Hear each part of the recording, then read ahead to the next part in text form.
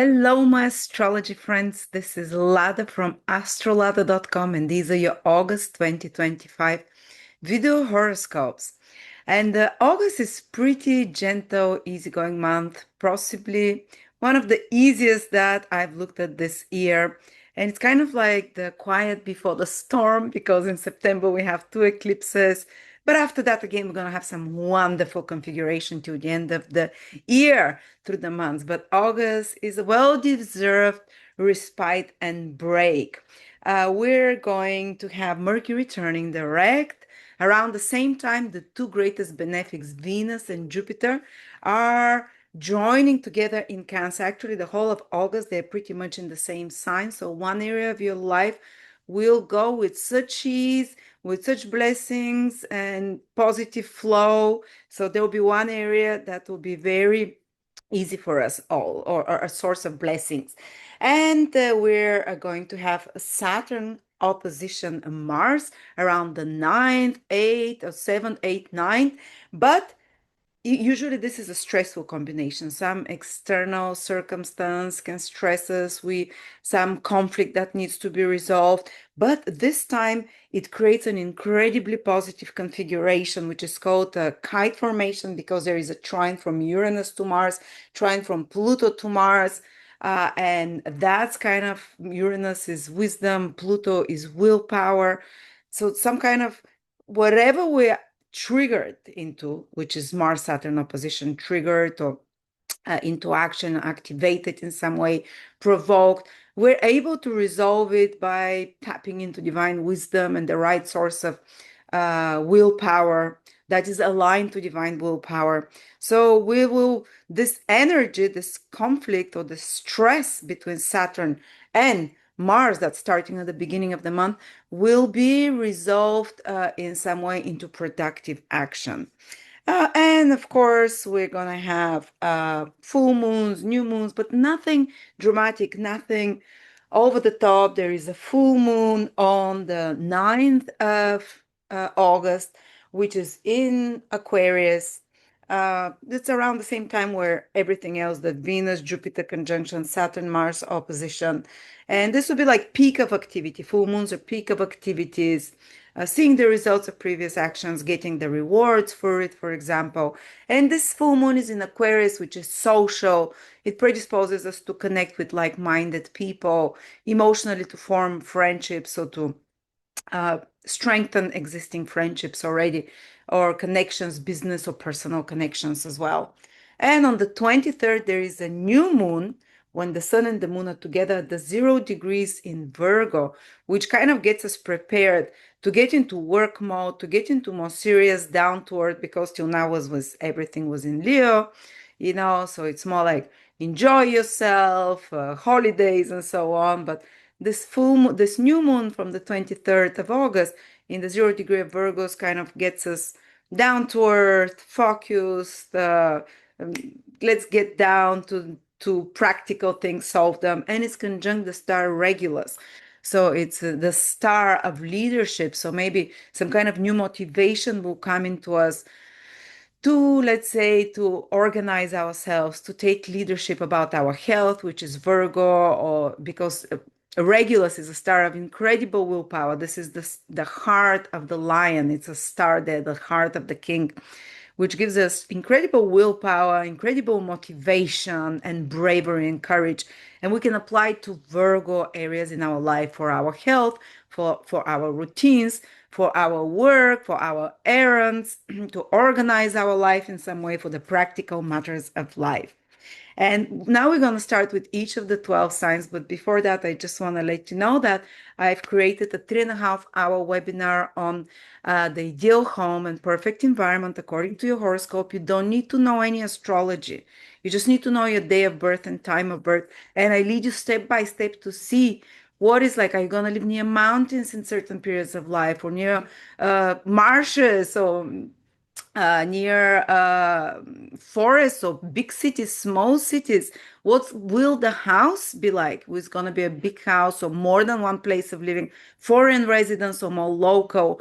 Or how is it going to be even decorated? And what's going to be around your neighborhoods? For example, it might be close to stadiums. That's how you recognize if you're trying to choose two properties to rent, which is yours. If there is Mars influence, it will be close to a factory or close to a stadium or fitness. So if it's close to Venus, it might be close to a music hall. So I go through absolutely every sign. Each 12 signs have their ideal environment, and each planet has its own environment. And how to see, and you can have more than one environments. For example, you can have a few signs that influence your places of living and where you find yourself throughout your life. It's incredible. You can see even are you going to be in islands or more densely populated places with gardens and so on. It's incredibly fun. It's only $20. It becomes 30 after that. Very affordable if you'd like to order it. I'm putting a link below here. And now let's begin with the 12 signs.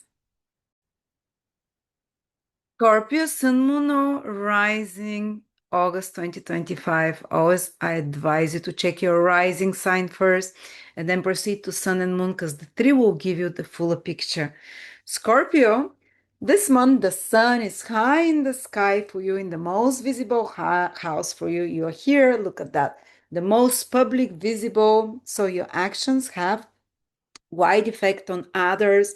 Maybe with your career, you can be at a very strong place or with your social uh, standing. But Mercury is also there, but it's retrograde till the 11th approximately of the month. So maybe there can be some delays with work to some extent, or some need for negotiations, or need to revise or review if you're going in the right direction, or some old projects or that you have to redo in some way, or some kind of uh working under like a time pressure of some sort. But after the 11th of August, Mercury also starts turning direct, and any complications connected to your career, your social standing, or in regards to any authority figures and institutions, they start getting resolved. Things start moving easy.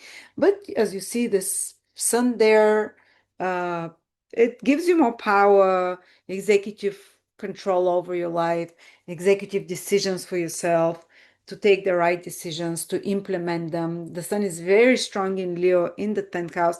That's why one of the reasons Scorpio people, especially Scorpio rising as well, the Leo is the 10th house, and they usually need to be bosses or people with power in some way to be in control there. Another big important thing happening this month is that, oh yeah, there is a full moon on the 9th, and it's in your fourth house, which is property, real estate, home. So around that time, there is also focus on personal life, and having to do some maybe compromise or balance between worldly responsibilities, personal life. Maybe your family will need a little bit more attention. Maybe you'd feel maybe there's a completion of home, or emotional connection with parents or loved one at home as well, or they need your attention somehow more.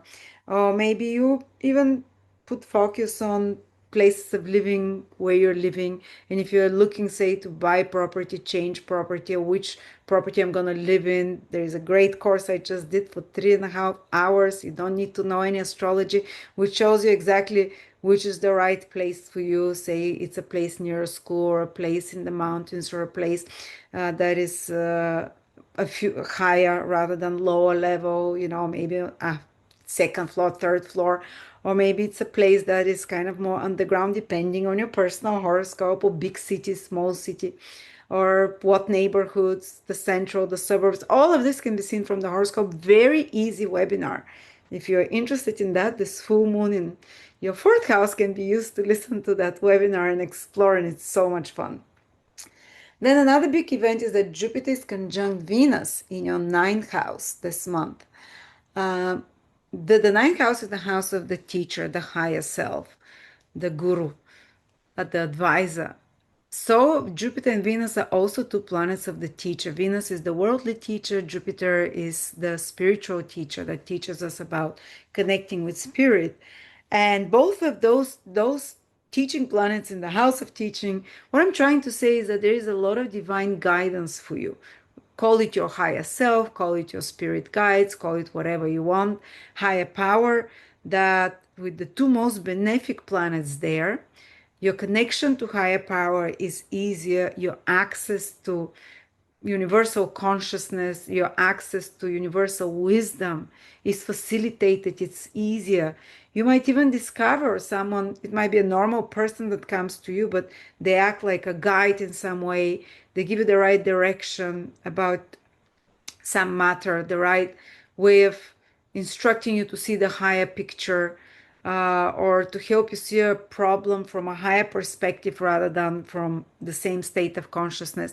Or you can yourself find yourself that you're really much more aligned with such universal truths. Or you might really enjoy studying or learning something. Ninth house is the house of learning higher knowledge, like astrology, like the purpose of living and answering big questions in life. What am I here? What's the future gonna be?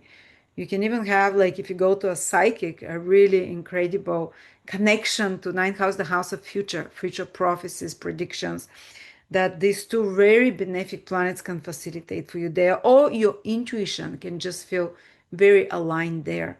On a more practical level, Venus, Jupiter in your ninth house is great time to travel.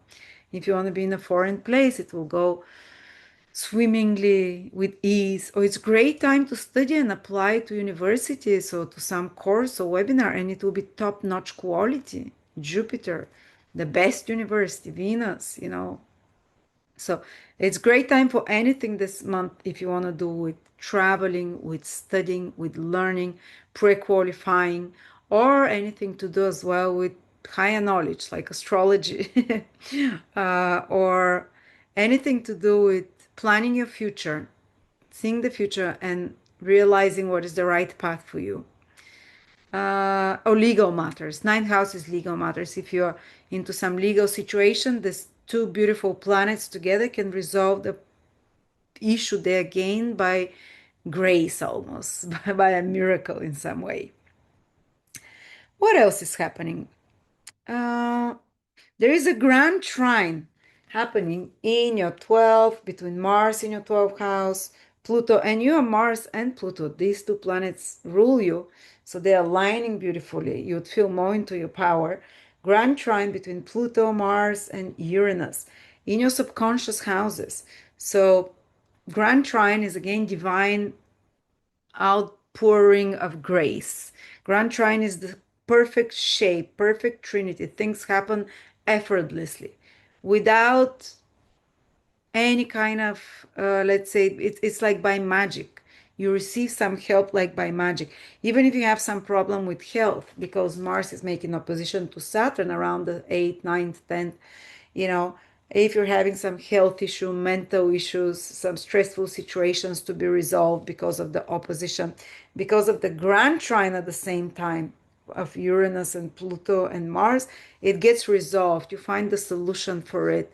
There is very healing influence of that. You're able even to heal some long-standing subconscious patterns and release them, whether they're family patterns, whether they're obsessive patterns or traumas from the past, or even past lifetimes, which is the 12th house, the fourth, the eighth, the 12th.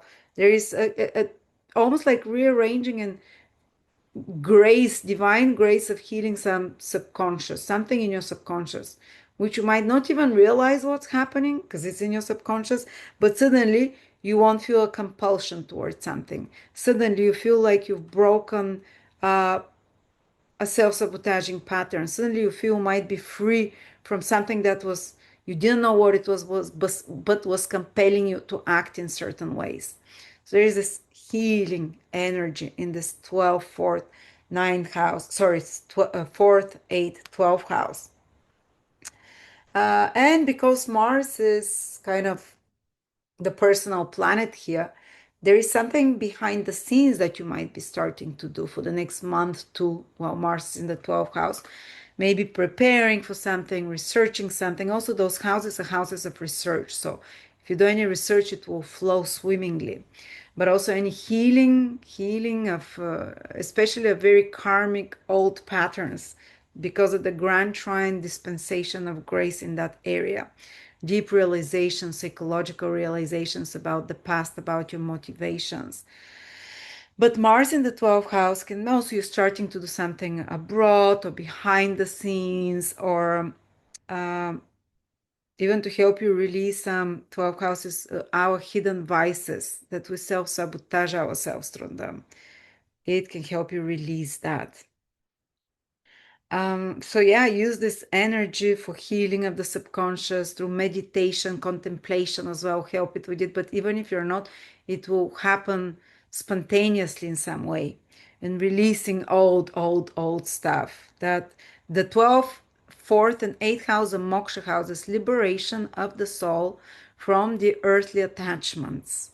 That's why they're houses of loss, because there's material loss usually, but there is also you're detaching from the material, and these are the most spiritual houses. So there is some kind of, whether you're detaching from the pain of the past or the material in some way, it's very helpful for that energy. But let's say, yes, there is here really strong energy for career, very strong energy for knowledge, for wisdom, for learning, for being lucky. Two lucky planets, Venus and Jupiter, in a lucky house. Again, possibly I would even play some I don't know, I might play like a lottery, for example, or you might be lucky to meet the right teacher, the right advisor, as I said, to be the right place at the right time, and they're protecting your physical body as well. Uh, and there is a full moon on the 8th. Pretty much everything is happening around that time period in your 4th house, Scorpio. So there is also some attention on home and we spoke about that. Yeah, so there we go. Yeah, pretty much this is it. Mars goes in your 12th house. You'll be doing something more behind the scenes gradually, maybe uh, sometimes even foreign places or research. Yeah, I think we mentioned everything here. But the most important thing is that Jupiter and Venus are in another water sign, directly protecting you in the luckiest of houses.